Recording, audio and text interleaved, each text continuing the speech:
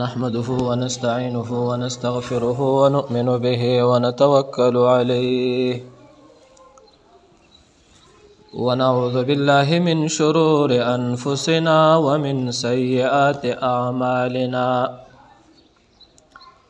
من يهده الله فلا مضل له ومن يضلله فلا هادي له ونشهد أن لا إله إلا الله وحده لا شريك له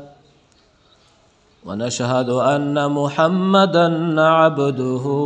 ورسوله أعوذ بالله من الشيطان الرجيم بسم الله الرحمن الرحيم إنا أنزلناه في ليلة مباركة إنا كنا منذرين إن الله وملائكته يصلون على النبي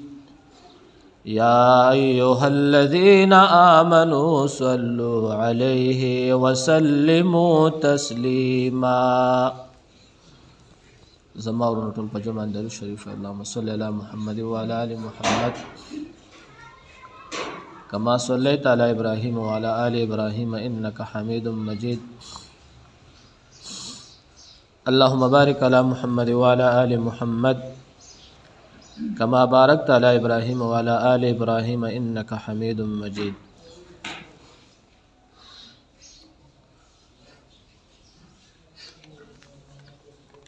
دا میاش د شعبان المعظم میاشتا تیر شوی میاش د رجب و هغې کې ما تاسو ته د زکات متعلق یو څو خبرې وکړې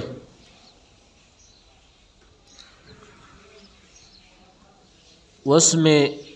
تاسو ته اراده ده د شعبان د میاشتې او په دې کې یوه شپه راځي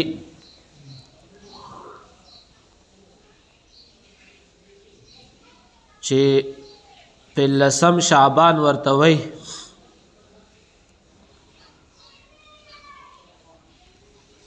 او شب برات هم ورته وایي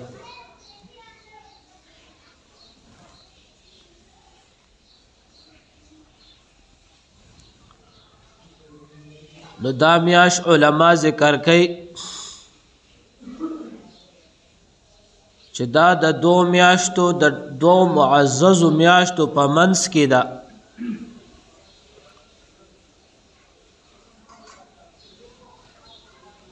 رجب میاش الله ډېر معزز میاش پیدا کړله او د رمضان المیاش له الله رب العزت یو مرتبه او یو شان ورکړی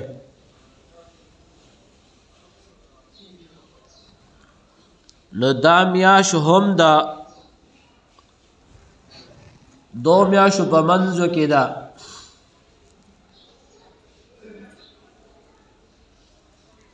نو دې میاش کې به صحابه او نبی صلی الله علیه وسلم مبارکه په خپل ډیر زیات عبادت کوو د عام معمول چې کم د هغه د عبادت وو نو په دې میاشت کې به هغه عبادت زیات کو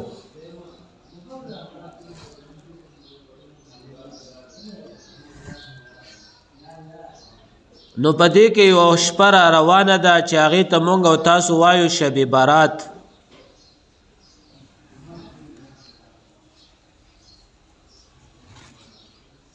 او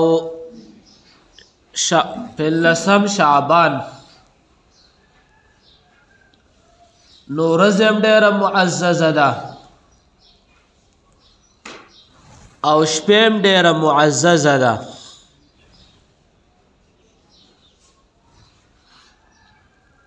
نبی صلی الله علیه وسلم با اکثر د پلسمه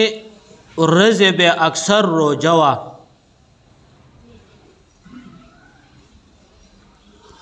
او د شپې به اکثر عبادت کوو.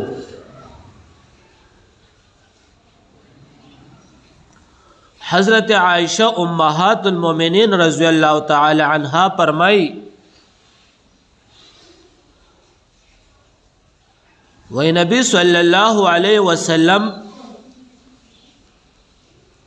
پا دیش پا باندے پا عبادت کی مشغول ہو او یو سجدہ کے یو دعا کول وی اغا دعا ما واوریدا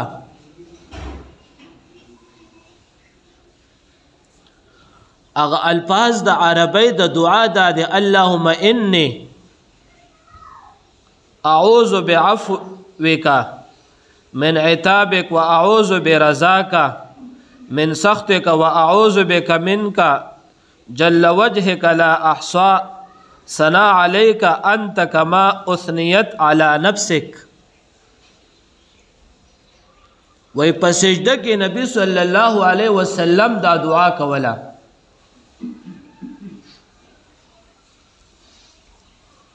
دا خو میں حضرت عائشہ امہات المومنین رضی اللہ تعالی عنہ فرمائی دا میں تی د شپې واوریدل وی بے میں تی نبی صلی اللہ علیہ وسلم نه د ورځې تپوس وکړو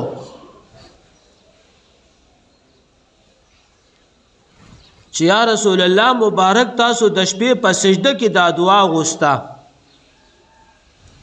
ویاو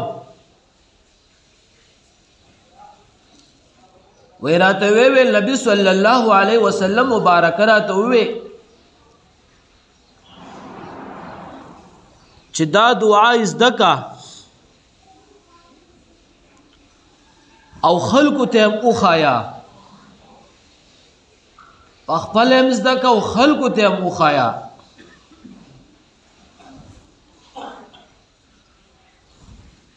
نو دا بخپل د نبی صلی الله علیه وسلم د زندګۍ معمول وو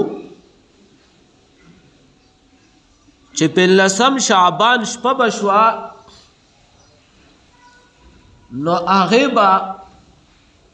عبادت ډیر زیات کوو په دې شپه باندې.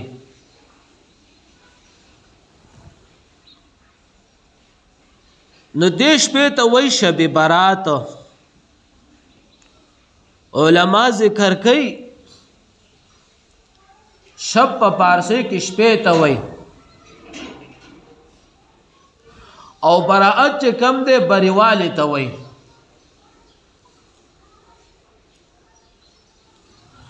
اللہ رب العزت کما یلیق بشانہی دا اللہ دا شان سر چے سنگ مناسب دا دنیاوی اسمان تا اللہ تشریف راوڑی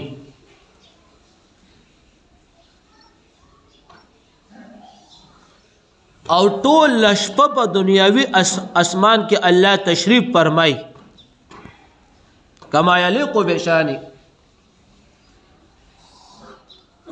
او اعلان کوي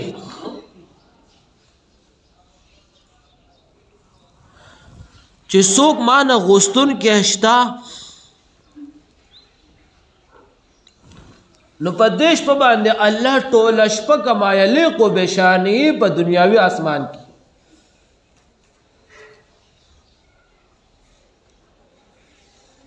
نور علماء ذکر کئی چه رب هر اشپا کما یلیق بشانہی دشپے پدرے محیصے کی دنیاوی اسمان تا تشریف فرمائی او هر اشپا دا اعلان کئی ما نسو گستن کے اشتا سوک دا گناہونو عفو والشتا چې ما نه وغواړې زه معاف کم توبه والشتا خود شب برات پشپ باندې الله رب العزت کما یلیق بشانی ټول شپه تشریف فرمای.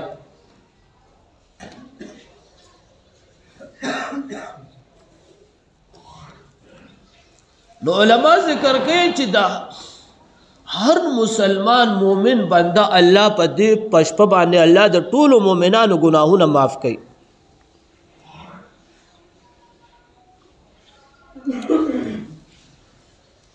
خدا یو څو کسانو ګناهونه الله نه معاف کوي.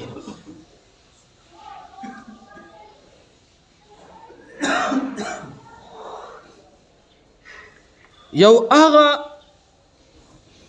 بدقسمت د انسان مشرک چې دی مسلمان دی او شرک کوي. مشرک خو الله نه معاف کوي، کافر الله یوم نه معاف کوي. الله د ګناهونه معاف کوي چې دی مسلمان شي او مؤمن شي. نو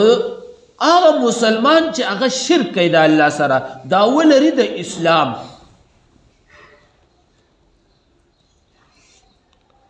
قرآن کریم کې الله رب العزت صریح الفاظ سره په 5مه سپاره کې ویلي دي ان الله لا يغفر ان يشرك به ويغفر ما دون ذلك لمن يشاء.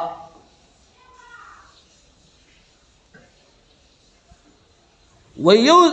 شرک د چا نه معاف کوم ويغفر ما دون ذلك لمن يشاء. دا خپل لوی باسته یو فهرسته چې دا شرک ولې الله نه معاف کوي.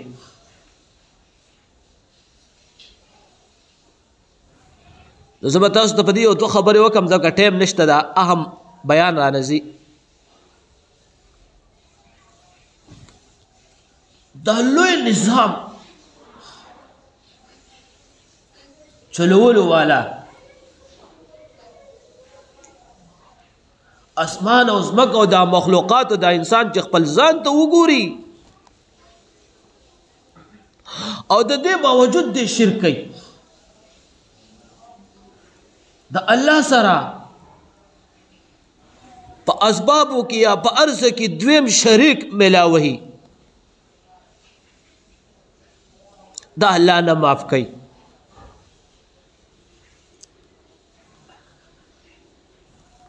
دویم نمبر کیناگر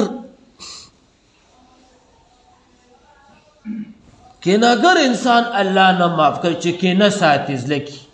بغض او حسد ساتي. د مسلمان سړي زړه به د بغض او د حسد او د کینې نه صفای. الله دې موږ معاف کړي. یقین په الله وکړئ. زلو کې 98% خلق کینه ساتي. کینې نه به خپل زړه صفا کوو. حسدګر چې حسد ساتي کینه ساتي دا الله نه معاف کوي.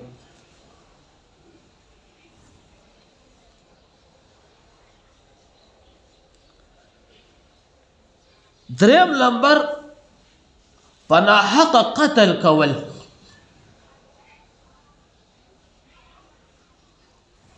الله رب العزت قرآن کریم کې فرمای ومن قتل مؤمنا متعمدا فجزاؤه جهنم خالدا فيها.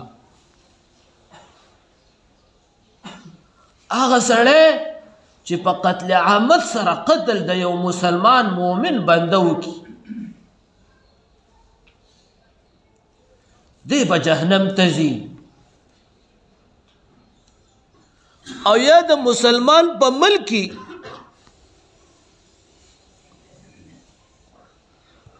زمونږ سره چې کم ذمیان را سره عیسائی دی نور مذاهب والدي دا ذمیان دی مسلمان ریاست هغې له فنا ورکړله د هغې نه مسلمان ریاست ټیکس را وصولوي. د هغې په ناحقه وجل هم ګورې دا مسلمان مؤمن به جهنم ته ځي.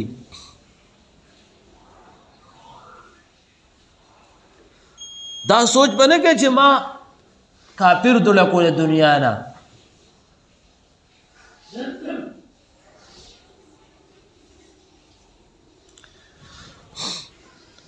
ما په دې جم کې ختم کو د قرآن کریم په یو رمضان کې خبر رانه لګه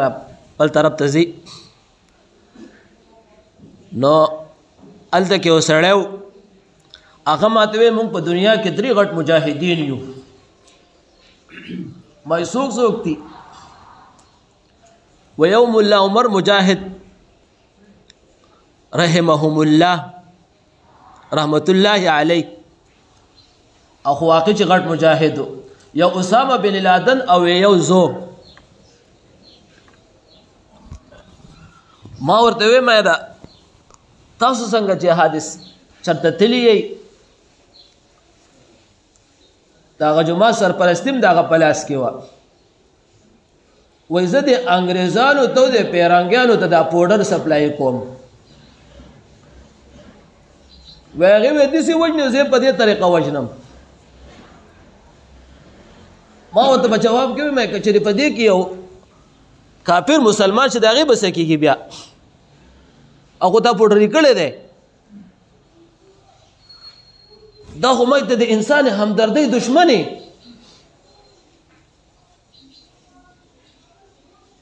برسنه احمد چې لاس امانه چول خو بس یو بل سره ګرم را ګرم شو.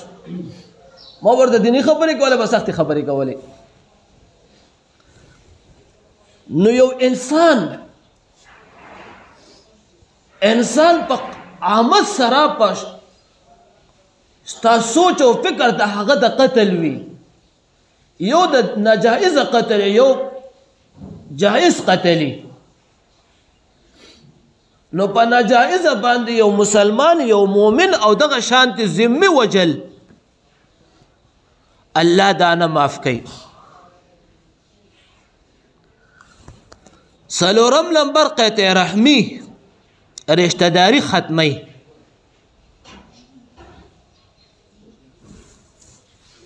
نو رشتہ داری الله نه معاف کوي. یو صحابي دی هغه وی د نبی صلی الله علیه وسلم په مجلس کې ناستم رسول الله مبارک صلی الله علیه وسلم فرمایل چې زمونږ په دې مجلس کې یو قطع رحمی والا یو کشتا او لړ شي او دا غینه د معافي وغواړي. صحابي وای ما ته پته ولګه ما د خپل ترور سره قطع رحمی وا وای زر لاړم او دا غینه مې معافي وغوښتله. وای هغه ډېره زیاته خوشحاله شوه او زه ځان ته نږدې کړم. ترور خو به حیثیت یو موري. وای ما ویل چې ته به د رسول الله مبارک صلی الله علیه وسلم په مجلس کې ناستې او ذکر علی خو د رسول الله مبارک مجلس به داسې چې صحابه به اخو ادې خو نه کېدل. زر به لاړه او استغفار او توبه به وویسته او معافي به وغوښته واپس په زر راتلل. وای د رسول الله مبارک مجلس رانه ختمیږي ختم نشي. نو قطع رحمی دا الله نه معاف کوي. پنځم نمبر انسان متکبره تکبر کوي. قرآن کریم کې الله رب العزت فرمایي ان الله لا يحب مختالا فخورا. مختالا هغه ته وایي چې په زړه کې تکبر ساتي په خوله نه ظاهري او فخور هغه ته وایي چې په زړه کې هم ساتي او په خوله هم ظاهري. الله وزن دې انسان سره محبت نه ساتم. هر مؤمن بنده به ته د ځان نه په مرتبه کې اوچت ګڼې. هغه د ټاټکي مزدور ولې نه هغه ستا شاګر ولې نه دی. هغه به تکبر نه کوي. تکبر لوی عظیم الشان ګناه ده او تکبر د انسان څه شی دی امدا مومن بنده امدا بنده سبا روان دی سبا ټول انسانانو ته محتاج دی کنیک ته سبا د شاګردانو ته محتاج دی کنیک ته په خپل باندې د شاګردانو ته موجوده صورت سره محتاج دی او که شاګرد دی نیک ته محتاج دی نو متکبر الله نه معاف کوي شپږم نمبر د والدینو نافرمان هر هغه مؤمن بنده چې د والدینو نافرمانی د والدینو نافرمانی کوي والدین ته خوشاله نه وي ذهن کې یو خبره یاد ساتئ زه تاسو ته قسمیه دا خبره کوم چې ګوره والدین په دنیا کې دا لوی جنت دی که چا جنت په سترګو نه لیدلی نو خپل والدینو ته دې ګوري دا جنت دی دا مې ته قسم وخوړ نبی صلی الله علیه وسلم څه فرمایي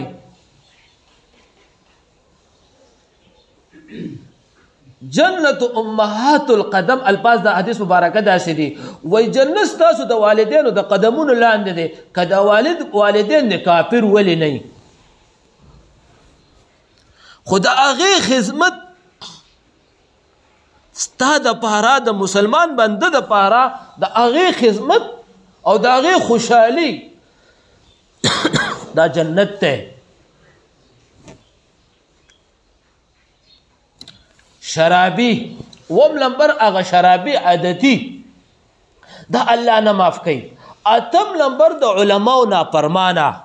د علماو ګستاخ علماو ذکر کړی دي چې په دې کې سخت انسان مشرک په دې چې کوم تاسو ته ما ذکر کړ او د علماو ګستاخ دا الله نه معاف کوي دا ټول الله نه معاف کوي د دې خبرو نه بزان بچ کو باقي نبی صلی الله علیه وسلم با په 15 شعبان د جنت البقیع مخبره ته لاړ الته به د مړو د پاره د ټولو د پاره دعا وغوښتله په دې ورځ باندې د خپلوانو د پاره او د هر چا د پاره او د مسلمان د ټولو مسلمانانو د پاره دعا غوښتل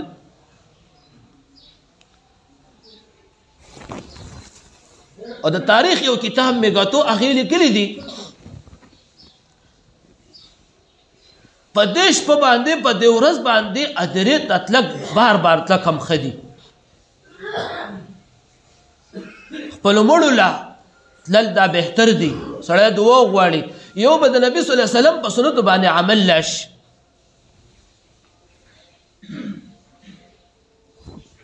خو زموږ په قومونو کې بیا یو څو رسم رواجونه دي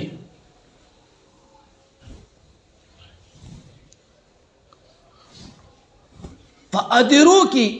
په مقبرو باندې په قبرونو باندې ډیوې لګول دا لوی اسراف دی مړه ته په دې باندې ګناه نه رسېږي خو تا ته پرې رارسېږي ځکه ته اسراف کې یو په قبر باندې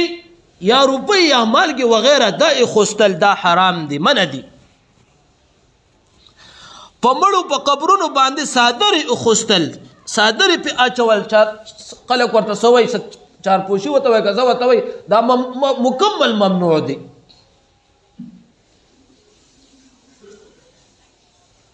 په ادیرو کې بیا داسې خوراکونه ورکول دا شریعت بند کړي دي نو په څومره چې اسراف کېږي ځکه ته مړو ته د دې نه څه فایده نشته مړې ته څه فایده ده چې دغه ډیوې ته راواخلي په یو مسجد کې د دې پیسې راوالي یو مسلمان یو مؤمن له ورکوي یا الله د دې ثواب په دې مرحوم پسې ورسولی دی د دې لوی اجر دې ته رسیږي خو په دې شپو باندې په دې ورځو باندې په قبرونو باندې ډیوې لګول او بیا دغه شانتې ګرباتۍ لګول نو د دې احس پیدې نشته نقصانات یې ډېر دي نقصانات د دا چې ځان د دې شیزونو نه موږ محفوظ کړو ځکه چې د دې مړي د دې قبر نه ډیوې ته څه فایده نشته هغې پسې ته 2 رکعاته لمونځ وکړه هغې دپاره دعا وغواړه د امت دپاره دعا وغواړه دا بهتر عمل دی هر هغه شی چې ستا په اسراف کې راځي ته په دې پوهېږه چې دا اسراف کېږي د دې انسانیت ته پیدا نشته نو هغه ممنوع دی هر هغه شی چې یو انسانیت ته پیدای هغه ممنوع نه دی ها په مړو پسې بیا د مړو په نام باندې یو خیرات کول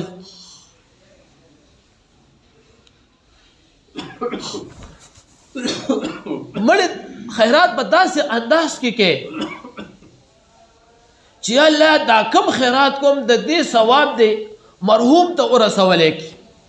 نور به خیرات چې مونږ څومره کوو دا به د الله دپاره کوو د یو پیغمبر په نام باندې خیرات کول